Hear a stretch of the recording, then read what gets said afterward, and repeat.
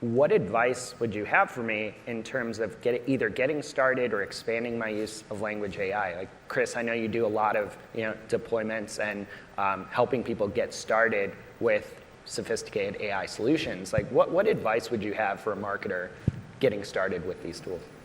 To have a purpose, have a goal, right? Because AI and machine learning inherently means taking lots of data and teaching a machine to learn from it. If you don't have lots of data, you don't have an AI problem. Right? You don't have a problem that an AI would be good at solving. That's really important. And the other thing to keep in mind is that all of ad tech and search engine optimization is about to radically change in the next year or so. The two insurance policies you have against other people's AIs handicapping your business are one, your brand.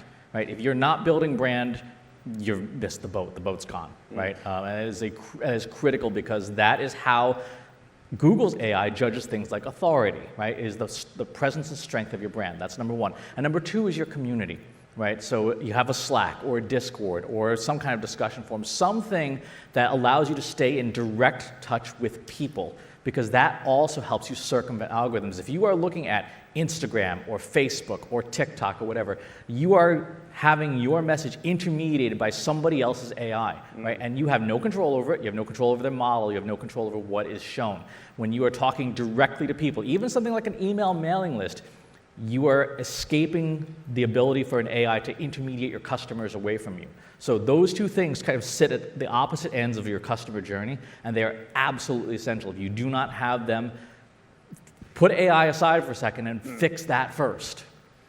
It's a really good point, and something we probably don't talk about as much as we should is that it's not only the competitive advantage to be using AI in the right way, it's also some of your competitive advantage is circumventing certain Absolutely, algorithms because you are. don't have control over other people's AI, and everyone who's done search engine optimization for more than a hot minute knows that if Google pivots on you, you're hosed. I worked at a company in 2006 that made 80% of its revenue from search, and one day we got bumped from listing 1 to listing 2. We lost 70% of our revenue, like that, and we have no control over it, right? Everything, look at the marketing channels in your mix that are intermediated by a machine, and look at the ones that you have a direct connection to your customer with. The direct connection customer channels, make sure you keep investing in them, right? Do not let other people's AIs run all over you, because it is not going to be pretty. It's a really good point. And Lisa, how would you suggest kind of marketers approach this? What advice would you have for them?